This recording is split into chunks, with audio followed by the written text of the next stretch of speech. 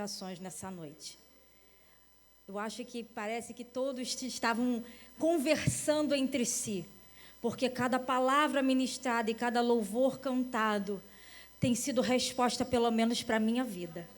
E eu louvo a Deus por isso. Nós somos daqui da ADEP, eu trago o abraço do pastor Edelso, pastor Natanael para o senhor. E hoje estamos tendo culto lá, mas ele nos abençoou para estarmos aqui. Eu quero te convidar a abrir a sua Bíblia em Mateus capítulo 14, a palavra que o Senhor colocou no meu coração para esta noite. E eu creio que será continuidade de tudo aquilo que o Senhor já começou a fazer, porque a obra é dele. E ele começa e termina com perfeição. E eu sei que nós vamos sair daqui mais edificados do que já temos sido durante esse culto. Capítulo 14 de Mateus, versículo 13. Diz assim a palavra do Senhor. Jesus, ouvindo isto, retirou-se dali num barco para um lugar deserto, para estar à parte a sós. Ao saberem disso, as multidões vieram das cidades, seguindo e por terra percorreram. Ao desembarcar, Jesus viu uma grande multidão, compadeceu-se dela e curou os seus enfermos. E ao cair da tarde, os discípulos se aproximaram de Jesus e disseram: este lugar é deserto e já é tarde. Manda que eles vão embora, para que, indo pelas aldeias, comprem para si o que comer. Jesus, porém, lhe disse: ninguém precisa ir embora, dai-lhe vós mesmos de comer. Mas eles responderam: não temos aqui senão 5 pães e 2 peixes. Então Jesus lhe disse: tragam esses pães e esses peixes aqui para mim. E tendo mandado que a multidão se assentasse sobre a relva, pegando os 5 pães e os 2 peixes, erguendo os olhos para o céu, os abençoou. Depois, tendo partido os pães, deu aos discípulos e estes deram às multidões. Todos comeram e se fartaram, e ainda se recolheram 12 cestos cheios de pedaço que sobraram. E os que comeram eram cerca de 5.000 homens, além de mulheres e crianças. Se você crê que essa palavra do Senhor para as nossas vidas se assente, louvando a Ele, glorificando a Ele. O Senhor colocou essa palavra ao meu coração. E quando nós percorremos o capítulo 14, nós vamos ver que há um acontecimento. A Bíblia diz que João morre. João Batista era um homem que vinha preparando o caminho para o Senhor. Desculpe, irmãos. O ar-condicionado.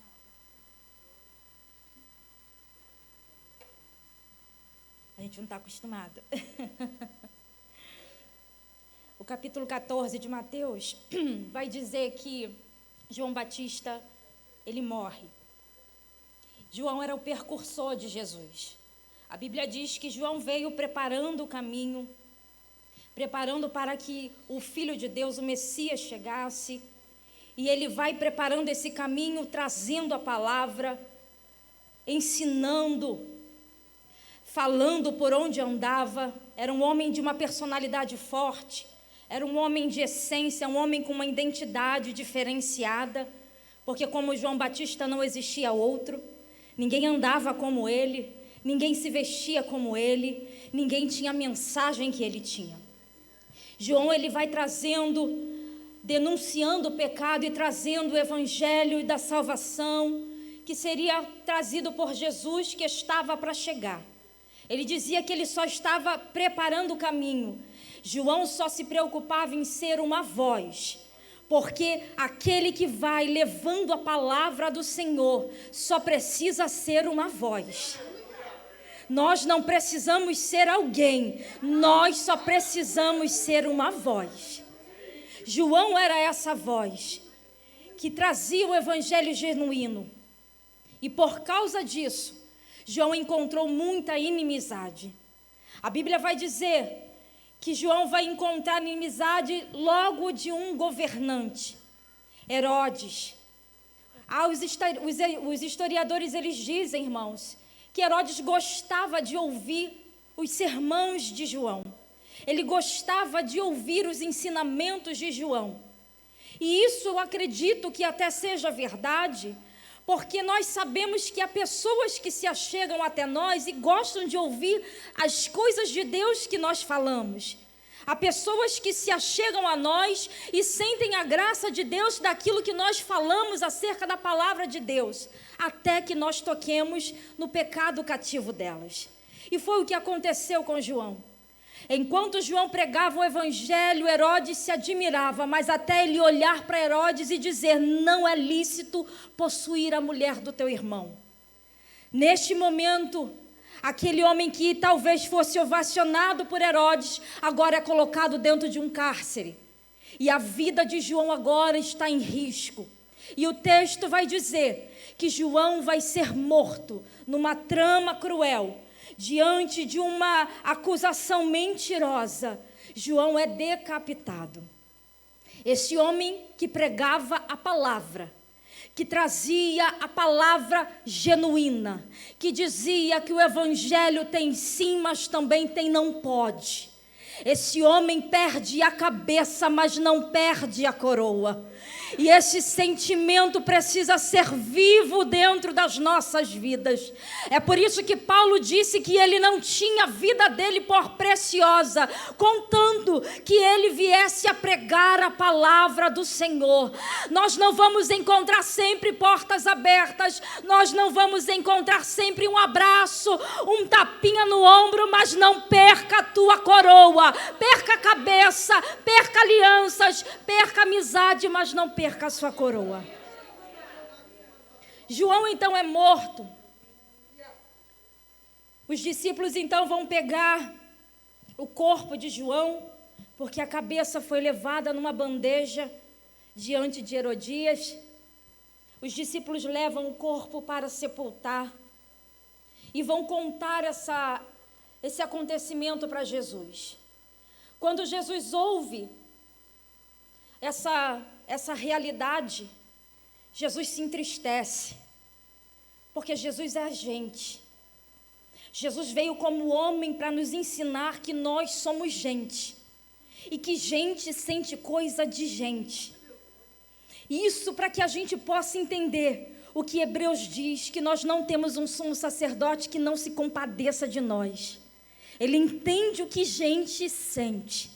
E Jesus, ao ouvir esse relato, ele se entristece porque entendia o quão especial era João e o como esse homem foi fiel à sua missão. Jesus se entristece e o que Jesus vai fazer? Ele vai entrar dentro de um barco e vai ficar recluso num lugar deserto. A ideia de Jesus era ficar sozinho, porque o momento era de dor, o momento era de angústia, o momento era de tristeza, porque, irmãos, crente sente dor, crente sente tristeza, e nós precisamos nos permitir sentir, porque dor é para ser sentida, porque a dor, quando ela é guardada, ela vira enfermidade. Jesus vai nos dar esse ensinamento. A dor precisa ser vivida. Jesus vai se retirar para um lugar deserto, entra num barco, e ali neste momento a ideia de Jesus era só ficar sozinho. E quantas não foram as vezes que nós também não desejamos? Eu me lembro que um dia eu estava em casa, eu havia acabado de chegar da escola dominical, e eu falei para os meus filhos, falei, hoje o almoço vai demorar. Eu falei, vamos comer um pãozinho, que a mamãe vai para o quarto orar. Eles eram pequenos, 5 irmãos, é vitória lá em casa. E eram menores, eu disse, mamãe vai para o quarto orar. Não chama a mamãe. O que eles fizeram? Chama, mamãe. E eu falava, Senhor, eu só preciso ficar aqui dentro porque eu só preciso chorar. E batia a porta.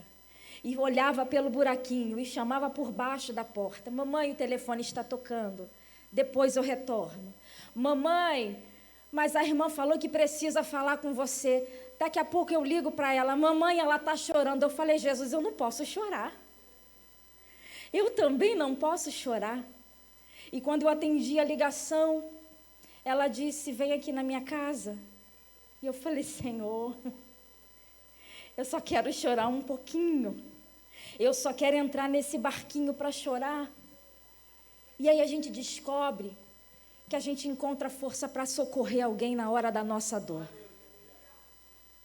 Jesus, ele vai se retirar para esse lugar deserto, porque deserto ele nos ensina muita coisa. O deserto, a gente tem a triste mania de endemonizar o deserto. Deserto não é um lugar maligno. Para nós, deserto é lugar de aprendizado, é lugar de experiência, dolorosas ou não, mas é um lugar onde a gente vive os maiores milagres da nossa vida. As experiências mais marcantes da nossa caminhada se deram no deserto da nossa vida.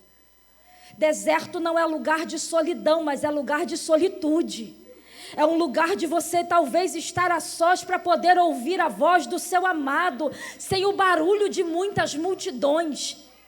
Jesus precisava desse momento, mas a Bíblia vai dizer que diante dessa realidade, da sua dor, da sua angústia, do seu momento de dor, de perda, Jesus vai olhar e vai perceber que enquanto ele está no barco, está margeando aquele mar, aquele rio, uma multidão. Eram muitos homens, mulheres e crianças. A Bíblia descreve que eles andam 8 quilômetros junto para chegar perto da onde Jesus ia parar. A ideia de Jesus era, eu quero ficar sozinho para chorar a minha dor, porque a minha dor ela é real. Mas à margem daquele rio, uma multidão faminta por paz e por cura está margeando aquele rio para encontrar Jesus. Quando eu leio esse texto, eu percebo que na nossa caminhada, ainda que no momento das nossas dores, porque elas são reais, e diante do nosso Deus, a gente não precisa esconder a dor, pelo contrário, é diante dele que a gente rasga o coração e mostra como nós estamos. Porque se eu não posso fazer isso diante do meu Pai, eu vou fazer diante de quem? É Ele que sabe a minha estrutura, é Ele que sabe aquilo que me atingiu, é Ele que sabe como está doendo, então é para Ele que eu vou contar toda a minha verdade. Só que no meio desse trajeto, Ele me faz entender que diante da minha dor, há uma necessidade gritante, e que a minha missão ela é maior do que a minha dor. E aquilo que Ele me comissionou a fazer é maior do que a minha dor. Não é que eu vou anular a minha dor, mas eu vou usar a minha dor para resgatar alguém. Foi cantado isso nessa noite. Aquilo que a gente passa vai servir para ressuscitar o sonho de alguém. Vai servir para levantar alguém. Jesus, quando vai parando na beira da praia deste rio, ele vai descer do barco e ele vai se deparar com esse cenário de uma multidão que andou cerca de 8 quilômetros só para estar perto dele. Como é que ele iria negligenciar nesse momento a necessidade deles? Como é que ele viveria a sua dor em detrimento de uma grande multidão? Só quem entende o peso da sua missão vai entender o que é isso. Só quem entende a responsabilidade que lhe foi confiada vai entender que as nossas dores estão sendo colocadas no lugar certo. E o Senhor vai falar, levanta, volta para o campo de batalha, porque tem alguém precisando daquilo que eu tenho com você. Isso não é fácil. E vou dizer, nem é tão agradável. Mas é o que nós temos vivido todos os dias. Ou a gente pensa que todo mundo que adorou nesse altar não está passando luta. Ou a gente pensa que todo mundo que trouxe uma palavra, ou dos irmãos que estão ali na portaria, ou dos irmãos que estão trabalhando, ninguém tem problema, estamos vivendo os nossos problemas, mas entendemos que há uma multidão esperando algo que está conosco. E o nosso Deus não vai invalidar aquilo que nós precisamos, mas vai utilizar isso e vai fazer da nossa fraqueza força. É interessante que ele vai dizer através de Isaías, que ele dá força ao que não tem nenhuma. Que matemática é essa? Que do nada ele faz tudo. É assim que acontece na nossa vida. Talvez a gente chegou neste lugar desanimado. Talvez tenhamos chegado aqui cansado. Eu posso dizer por mim, estou cansada. Hoje o meu dia foi a parte da manhã inteira, a noite passada toda acordada com a minha mãe, porque para completar meu padrasto e meu marido estão viajando a trabalho, e desde domingo à noite minha mãe está passando muito mal. Eu fui domingo com ela para a UPA, hoje tive que voltar com ela, hoje tive que levar minha mãe para a emergência e internar o meu filho. Tudo isso no mesmo dia. E porque parece que as coisas vêm de uma maneira para nos sufocar, para nos paralisar, mas o Senhor falou, não é hora de parar.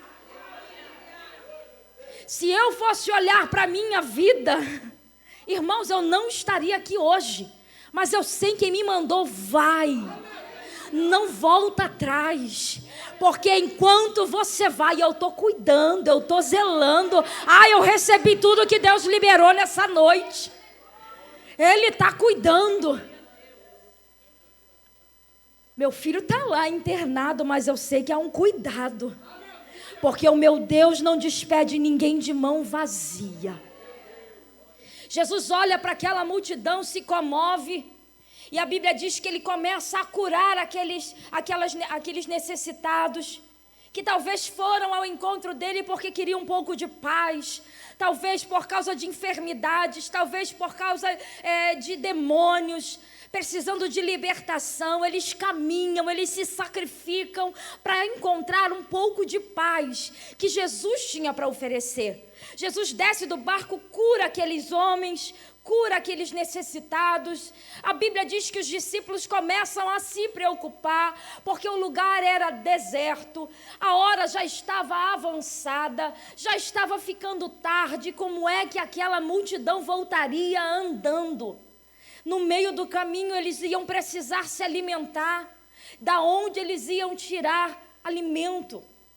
A preocupação dos discípulos era, mestre, é melhor que o Senhor despeça essa multidão. O Senhor já curou, o Senhor já cuidou, o Senhor já estendeu sua mão. É melhor que o Senhor despeça essa multidão para que eles vão, e no caminho eles vão buscando sustento para eles nas aldeias, vão comprando alimento, porque o que é que vai ser feito deles aqui no deserto? Ao nosso olhar parece algo sensato. Só que Jesus, ele olha diferente, porque Jesus não se preocupa somente com aquilo que está diante dos olhos, Jesus se preocupa com aquilo que está dentro. E Jesus vai dizer, eu curei o corpo, mas eu preciso cuidar da alma. A gente tem uma péssima mania de só se preocupar com aquilo que é aparente. Só que Jeremias vai dizer que muitos têm aparência, mas são cisternas rotas, não tem vida. Eu não quero ter aparência, eu quero ter essência. Eu não preciso ser alguém, eu só quero ser uma voz. Jesus olha para eles e vai dizer, como é que eu posso mandar eles embora? Vocês já disseram, o lugar é deserto. Será que todos eles têm dinheiro para no meio do caminho comprar alguma coisa para comer? Eu não olho por alguns, eu olho no todo. Eu não sou individualista, eu olho no coletivo. Eu não faço acepção e separo alguns para tratar. Não, eu olho para todos. e na minha presença, se todos não têm o que comer, todos vão ter que ficar. Jesus manda que os discípulos assentem essa multidão na relva. E ele vai dizer: mestre, o que é que a gente faz com essa multidão?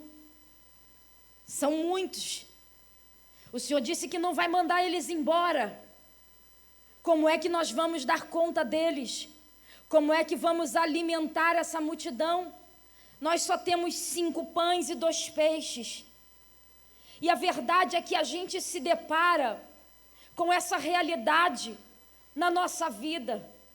Porque nós nos deparamos com situações que nós olhamos para nós e vemos que não há nem para nós, quanto mais para dar. A gente olha para nós mesmos e percebemos que em alguns momentos da nossa caminhada, o que temos mal dá para nos sustentar de pé na presença dEle. Como é que eu divido? Mas é aí que mora o milagre. Porque Jesus, ele tem essa mania, vamos dizer assim, de tirar do nada e fazer tudo. Jesus, ele tem especialidades de deixar morrer para depois ressuscitar. Ele faz coisas de que nós não entendemos. Ele faz criar daquilo que não existe. Ele abre porta da onde não existe. Então, aquilo que eu tenho na minha mão é pequeno para mim, é verdade. É insuficiente, é verdade. Mas eu estou com Jesus no deserto. Então, aquilo que eu tenho com Jesus no deserto vai se tornar grande, vai se tornar suficiente, porque o deserto não vai nomear a sua vida. O deserto é somente um momento para que você possa aprender algo grande, porque quando você sair dali, você já vai ser experimentado nesse quesito. Nós precisamos ser experimentados em todas as coisas. É por isso que Paulo vai dizer: eu sei o que é ter fartura, porque eu também soube o que é ter escassez. Eu sei o que é ser curado, porque um dia eu estive doente. Aí a gente não quer se permitir a viver os desafios da nossa caminhada. Ei, você não vai ter autonomia, não vai ter autoridade para dizer: eu sei que Ele provê, porque eu não vivi isso. Porque na hora da adversidade, eu fiz como o salmista fez: até quando, Senhor? Até quando? Os ímpios, eles estão até vencendo, como o Salmo 73, o obreiro falou. Parece que não sofrem nada. Quem nunca pensou isso? Gente, a pessoa não faz nada com Jesus, para Deus, não vive com Jesus, e a vida dele e a minha, que estou na casa dele, que estou servindo a ele, que estou debaixo da graça dele, é luta. Ei!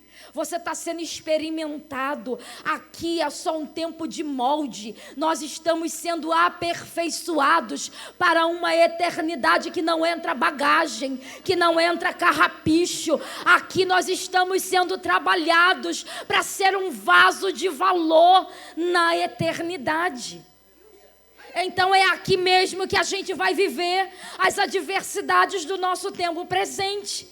Porque Paulo vai dizer que o que passamos aqui não se compara com aquilo que na eternidade vamos viver. Então dá para viver, então dá para suportar, então dá para enfrentar. Você está proibido de recuar, e nem foi isso, nem fui eu que disse isso. Foi os irmãos que me antecederam. Eles vão dizer para Jesus: é só isso que a gente tem. A gente também está no deserto.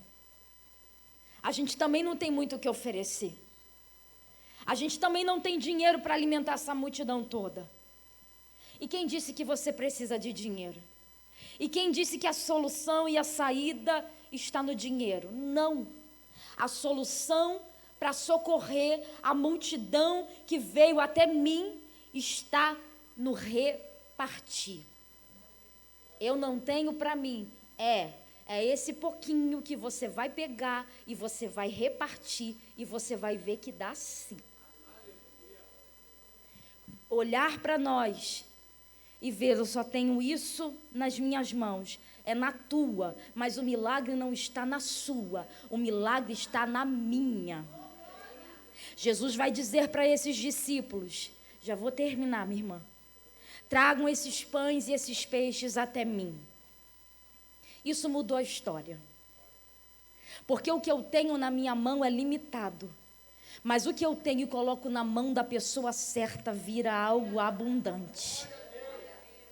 A minha força, ela é até pequena, mas sendo colocada na mão daquele que pode todas as coisas, porque disse a palavra, ele fez a terra e tudo que nela há e todos os que nela habita. Eu coloco na mão daquele que tem todo o poder e eu sei que ele pode resolver aquilo que eu não posso.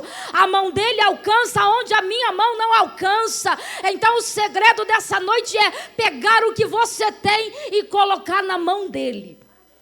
A Bíblia diz que ele pega os cestos, levanta os céus, porque é de lá que vem socorro.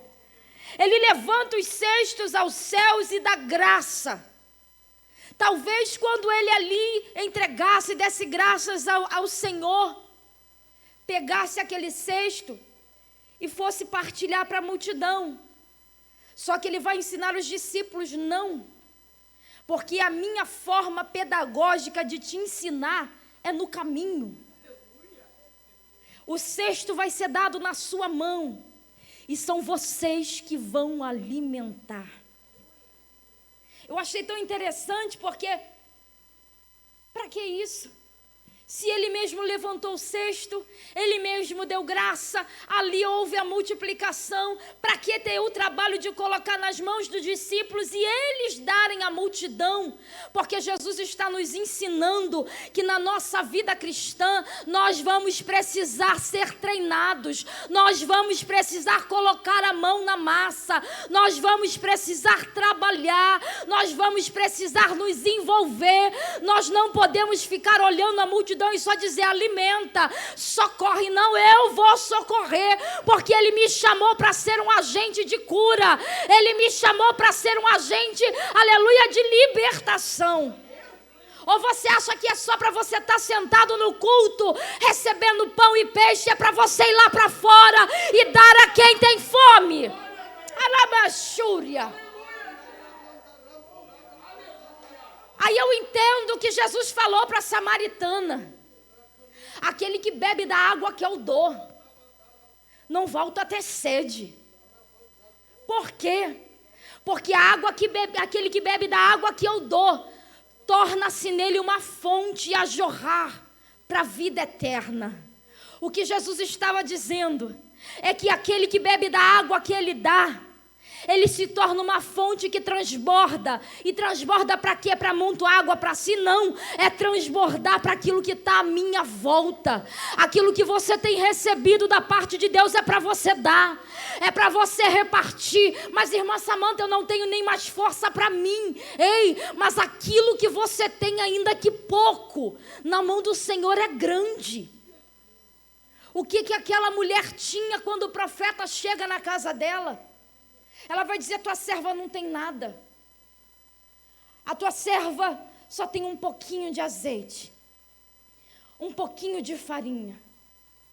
É só isso que sobrou. Eu não tenho mais nada. A dor da perda alcançou minha casa. Meu marido morreu. Os meus filhos estão para serem levados pelos credores.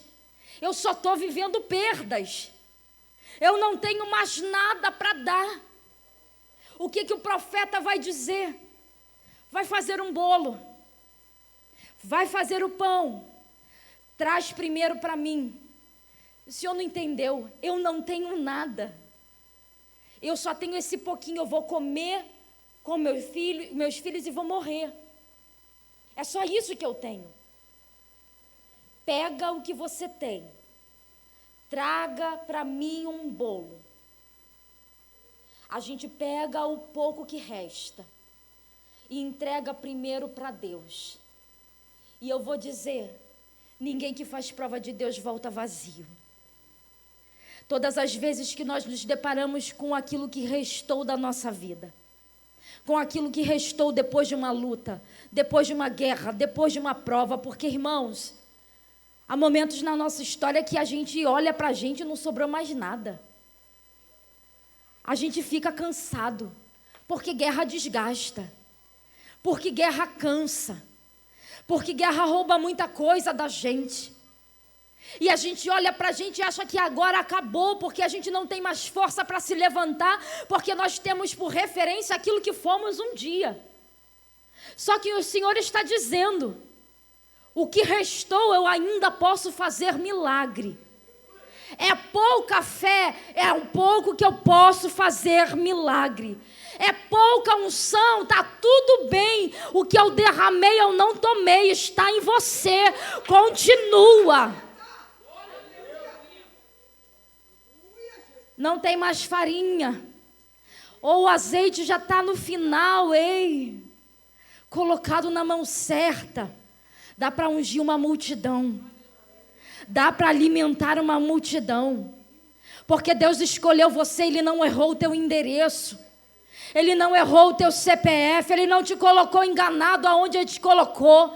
Você está exatamente no lugar que você precisa estar. Você precisa fazer aquilo que precisa ser feito no lugar que Ele te colocou. É no deserto, então é lá que você vai dar. Como a nossa irmã disse, enquanto tiver sacrifício vai ter fogo. Enquanto tiver entrega vai ter obra de Deus sendo feita. Vai ter milagre acontecendo. Deus não desistiu e nem te aposentou. Nós fazemos como os discípulos. Muitas vezes pegamos as redes, depois de termos pescado tanto tempo, e não termos pego nada. Voltamos frustrados para a beira da praia. Aposentamos a rede. Porque nós estamos frustrados. Para nós parece que já acabou tudo que tinha. Só que o Senhor não aposentou o instrumento que Ele te deu. Eu não sei o que Deus te confiou. Eu não sei a missão que Deus te deu. Eu só sei que mesmo que você olhe para aquilo que está nas suas mãos e pareça muito pouco, pareça insignificante diante do cenário que você está vivendo, o Senhor nessa noite está pedindo: eu quero conta disso. Eu entreguei nas tuas mãos porque eu confio naquilo que eu derramei sobre você. Eu dei responsabilidades a você porque eu sei que você seria capaz disso. Eu confiei uma família nas suas mãos. Eu confiei um ministério nas suas mãos. Eu confiei vidas a você. É porque eu sei que você pode, mas Senhor, o que eu tenho é só isso. Não se preocupa com o que você tem, porque nunca foi sobre você. É tudo sobre Ele. O poder está nele. A graça está nele. Você não pode parar. Você não pode fazer calar o grito de uma multidão que está esperando aquilo que você tem da parte de Deus para oferecer. Numa das cartas, vai dizer que a criação ela está gemendo, gritando pela manifestação dos filhos de Deus. Eu não sei se você não está ouvindo o grito, e eu oro para que você passe a ouvir, e seja impossível você negligenciar aquilo que o céu deu a você. Deus te confiou um talento, Deus te confiou uma missão, e se Ele confiou, Ele sabe que você é capaz, porque Deus não dá responsabilidades a filhos inconsequentes. O reino precisa de você. Eu quero te convidar a se colocar de pé nessa noite, e eu quero fazer algo aqui que enquanto eu estava ali sentado, o Senhor colocou no meu coração. Queria chamar essa irmãzinha. Você pode vir aqui? Você me ajudar?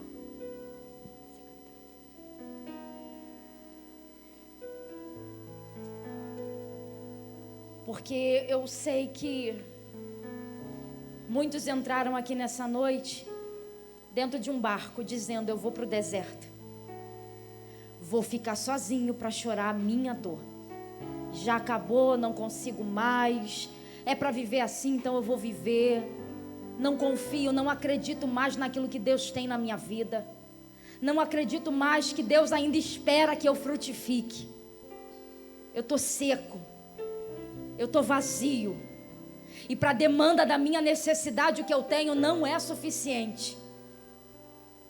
E enquanto eu estava ali sentada, e o louvor era tocado, dizendo: não abandone o barco. O Senhor me dava uma visão da igreja de mão estendida. E eu quero ser muito fiel àquilo que o Senhor colocou no meu coração. E eu sei que isso não vai ferir a liturgia da igreja.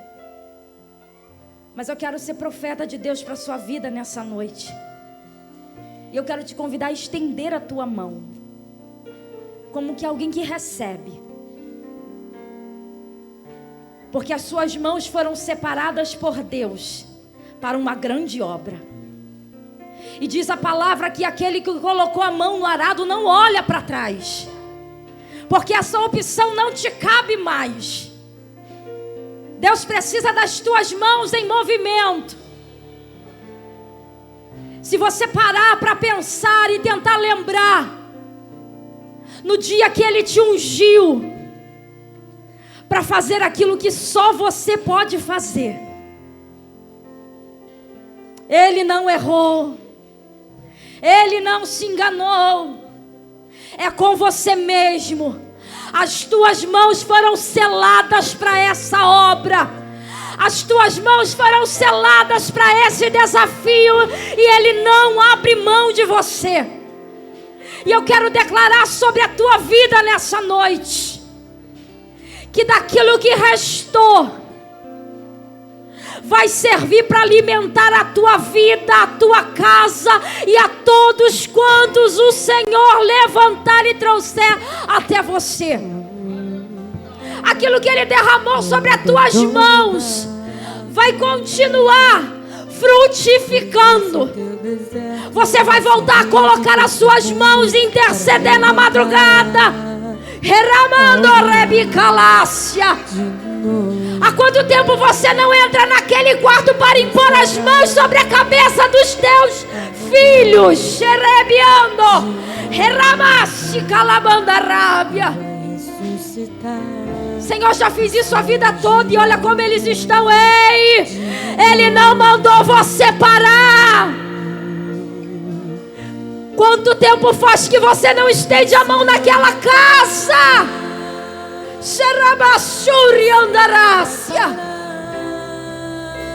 Quantas vezes, quantas noites o Senhor tem te chamado e você tem negligenciado a voz dEle porque você diz: não tenho mais força. Eu quero declarar sobre a tua vida nessa noite aquilo que Isaías profetizou. Ele vai dar força ao que já não tem mais nenhuma. Vai dar vigor ao que não tem. Os jovens até podem se cansar, mas nós estaremos saltando para a glória do Senhor. Essas mãos que foram separadas para uma grande obra estão sendo munidas daquilo que precisa. Eu não sei qual é a munição que está te faltando para esse campo, mas o Senhor está dizendo: eu derramo sobre a tua mão, eu selo sobre as tuas mãos, como simbolismo da minha unção descendo sobre você. E eu declaro que a minha unção te habilitará a quebrar grilhões. A quebrar grilhões. A unção do Senhor quebrará julgos através da tua vida. Tu vai voltar a interceder. Tu vai colocar a sua mão e o milagre vai acontecer. Porque as tuas mãos foram escolhidas para um grande milagre. De novo Ele vai restaurar alguém.